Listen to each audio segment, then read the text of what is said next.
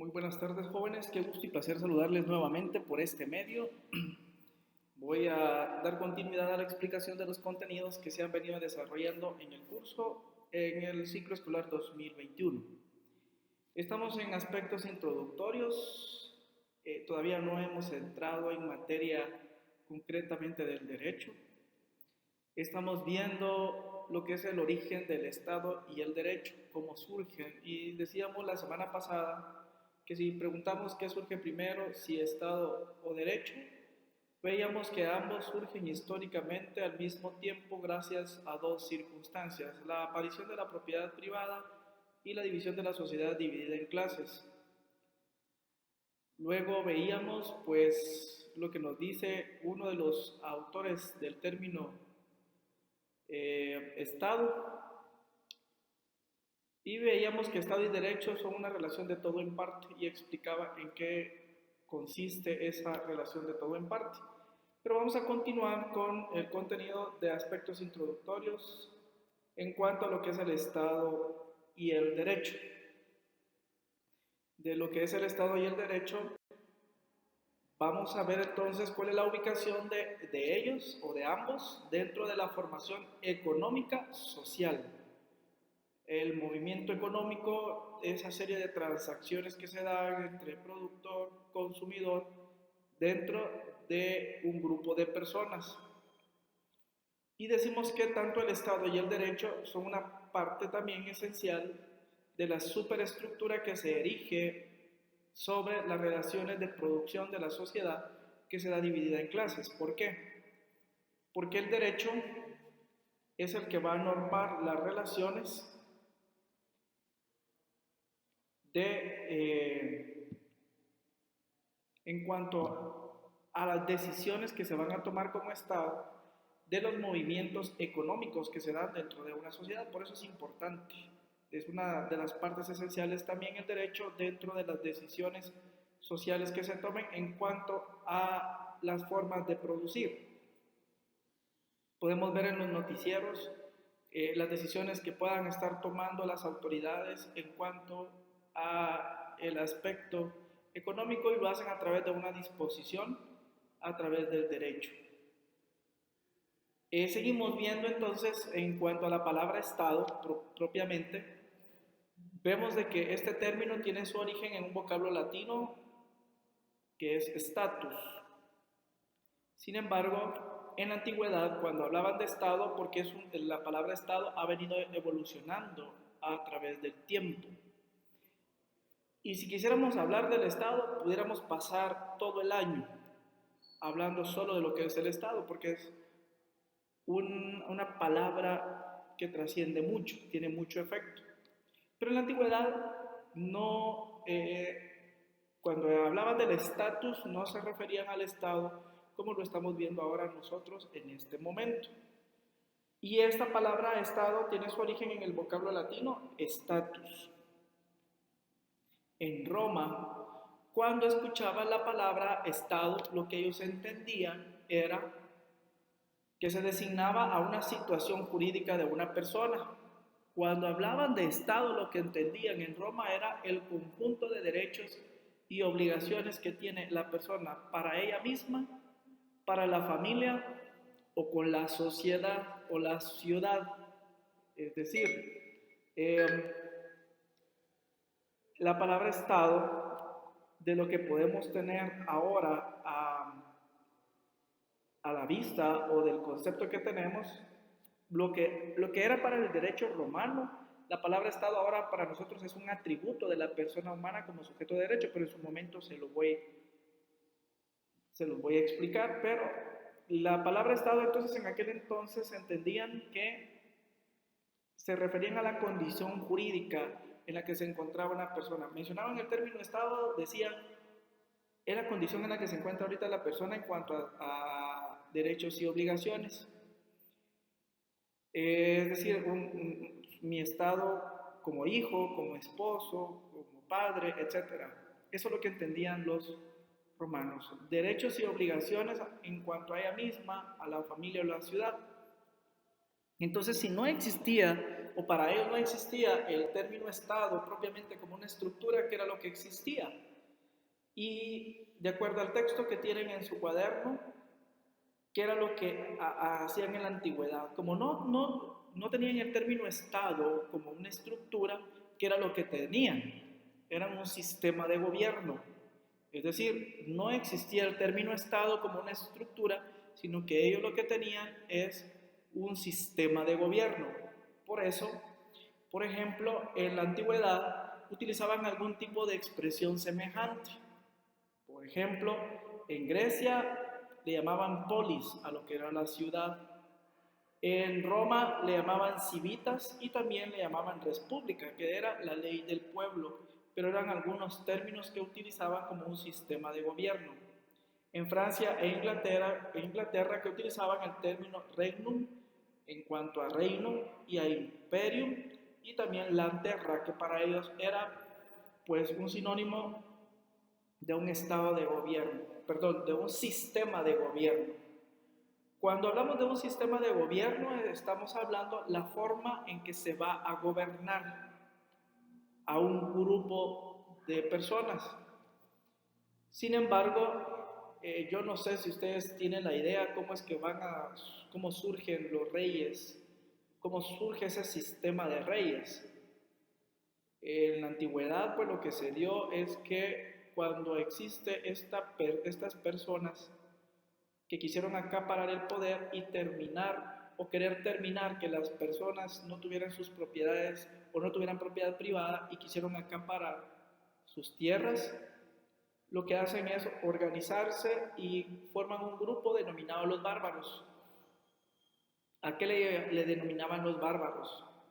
Los bárbaros eran un grupo o un grupo de personas que lo que hacían era que de una forma abusiva llegaba y despojaban a las personas de sus tierras, y lo que hacían era que se lo entregaban a su rey. Imagino que han escuchado algo del sistema feudal, donde se dio el feudalismo, donde existía el señor feudal que era el rey. Entonces este grupo de los bárbaros lo que hacía era despojaba a las personas de las tierras y se las entregaba al señor feudal. Si las personas querían hacer uso de esas tierras, lo que tenían que hacer era pedirle permiso al señor feudal para que pudieran utilizar esas tierras. Lo que hacía el señor feudal les decía: sí, está bien, se las presto, se las daba en calidad de préstamo, pero lo que usted va a cosechar me tiene que dar el 60-70% de la cosecha y el resto es suyo. Cuando la gente antes era propietaria. Vino la gente y se organizó y se cansaron de esa forma de gobierno, y nace otro grupo, que ese grupo es conocido como se me fue el término en este momento, la burguesía. Surge la burguesía. ¿Y qué es la burguesía? Es un grupo revolucionario que se va en contra del sistema feudal, es decir, para derrocar ese sistema feudal, pero sin embargo estos reyes siguieron siendo dueños de estas tierras. Fruto de ello pues todavía existen, y hay países en donde les dan una cierta cuota por pago de renta de las tierras todavía para explotación de estas tierras. Sin embargo, era un sistema de gobierno, y ese sistema de gobierno donde se dan los reyes era hereditario, no era democrático. Quiere decir de que por eso a veces pasa muy al pendiente: está embarazada la reina tal, si es varón, porque el primogénito es el que va a suceder al rey que existe. Es por eso, si ustedes han visto noticias, por eso es importante que vean a ver si va a ser varón o es mujer, por esa costumbre que traían. Sin embargo, en la mayoría ahora de países ya no se utiliza el imperio o el reino como un sistema de gobierno que va a acaparar el poder en un estado, sino que lo que hacen es a través de la democracia. La democracia es a través de elecciones populares, demos, que quiere decir poder, y kratos, que significa pueblo. El poder lo tiene el pueblo y es el pueblo el que ahora decide. Entonces, En la antigüedad no existía el término Estado como tal. Existían sistemas de gobierno y esos sistemas a veces eran hereditarios. De la evolución que ha tenido el Estado, entonces la mayor parte de países ya no son hereditarios, porque por eso existe el término Estado como una estructura. Ahora existe la democracia, donde el pueblo es el que decide. Si el país está mal, es porque hemos tomado malas decisiones en cuanto a la elección de las personas que nos gobiernan. Pero ¿quién ha tenido la culpa? ¿El que gobierna? No. El que tiene la culpa es el que ha decidido que la persona llegue al poder. Si tenemos un mal presidente, no es decisión de él, la decisión fue la del pueblo. Tanta cosa que tengo que decir al respecto, pero lastimosamente por cuestiones de tiempo no puedo. Entonces, ¿en qué vamos concluyendo? Que Estado es una estructura y gobierno es un sistema. Para eso, por favor, abren su Constitución Política de la República de Guatemala y se van al artículo 140. Y vamos a encontrar que regula el Estado de Guatemala. Leemos que Guatemala es un Estado libre. ¿Será que somos un país libre o somos esclavos? Desde el punto de vista económico, considero político, somos esclavos de otros países, de los poderes económicos. ¿Somos independientes? Sí y no. ¿Y es soberano? Pues sí, porque en el pueblo radica esa soberanía según lo que establece el artículo 141. Y ese pueblo es libre, independiente y soberano, organizado para garantizar a sus habitantes el goce de sus derechos y de sus libertades. Y luego tenemos ahí su sistema de gobierno. El gobierno es un sistema, el Estado es una estructura. Es republicano porque tenemos una parte de territorio, demográficamente hablando, que sabemos que comprende hasta dónde llegamos. Sí, es republicano, tiene una república. Es democrático porque el que decide es el pueblo. Y es representativo. ¿Quién representa a los guatemaltecos? Pues a nivel internacional nos representa el presidente. ¿Sí? De acuerdo a la evolución del término Estado, vamos a ver que el primero que va a introducir el término Estado como una estructura es un filósofo denominado Nicolás Maquiavelo, ahí por los años 1469 al 1527. Él ya va dando ciertas nociones de lo que significa el término Estado en su obra titulada El Príncipe. Y Nicolás Maquiavelo formó un discípulo, y ese discípulo era Juan Bodin, que es de 1530 a 1596, que va sucediendo a Nicolás Maquiavelo con el término Estado, porque él ya la va a introducir en su obra denominada La República. Y ellos ya van haciendo alusión a lo que es el término Estado. Pero vemos de que ya García Márquez nos está hablando el Estado y nos está incluyendo los elementos, porque se recuerdan que la definición de Estado no la vimos porque teníamos que ver los elementos. Pero vean la definición de García Márquez. Y García Márquez nos dice que el Estado es la organización jurídica de una sociedad, que es la población, bajo un poder de dominación, ¿sí?, que se ejerce en determinado territorio. Ahí tenemos lo que es la población, el poder o la autoridad, y tenemos el territorio. Y tenemos la definición también de Purrúa Pérez. Me van a hacer favor de ver la definición que tenemos ahorita de Purrúa Pérez con la definición que escribimos desde el principio, cuando escribimos hombre, sociedad, Estado y derecho. Veamos la definición de Estado, esa primera con esta que estamos viendo. Hagan una comparación y se van a dar cuenta que es exactamente lo mismo. Es decir, la definición que tenemos del principio es de Purrúa Pérez. Es una sociedad humana, es decir, ahí está la población asentada de manera permanente en el territorio que le corresponde, que ya es otro elemento del Estado, y que es sujeta a un poder soberano. Está el poder, la autoridad, y tenemos la soberanía. Ahí están los elementos del Estado para completar la definición que cree, define. Ahí hay una palabra que se me fue mal, defino, que es define, y aplica un orden jurídico que va a estructurar la sociedad estatal para obtener el bien público temporal de sus componentes. Aquí no voy a decir mucho, porque tenemos que ver los elementos del Estado siempre para explicar la definición de Estado. porque ya vamos a entrar a los elementos del Estado. Hoy los iniciamos a ver. La naturaleza del Estado. ¿Cuál es la naturaleza del Estado? Hay algunos que dicen que el Estado tiene una teoría objetiva. ¿Y qué es la teoría objetiva? Hecho con realidad propia, que tiene sus raíces en el mundo de lo real y que por consiguiente no es una creación de nuestra conciencia. O sea que el Estado, según la teoría objetiva, es algo material, es algo que existe en el mundo de lo físico. Y otros dicen que el Estado tiene una teoría subjetiva. ¿Y esa teoría subjetiva qué es? Contrario a la anterior, la teoría subjetiva considera que el Estado es una categoría que es elaborada por nuestra conciencia. Según esta teoría, como es elaborada por nuestra conciencia, cuya razón, su realidad es nada más puramente conceptual. Si usted quiere decir qué es el Estado, defínalo, eso es el Estado, no es que exista en el mundo de lo físico. El Estado, pues, dentro de esta concepción no es algo que esté fuera de nosotros, en el tiempo y el espacio, sino que existe solo en tanto en nuestra conciencia, lo va a considerar como tal. Ahora yo les voy a preguntar, ¿qué teoría es la correcta?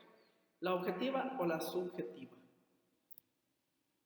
Analícenla, lean bien cada definición, analicen cuál es la diferencia de una y otra y ustedes decidan cuál es la correcta, la objetiva y la subjetiva. Si usted en forma personal quiere hacerme llegar un mensajito de forma privada, ¿qué entendió al respecto? Pues hágalo, no hay ningún problema.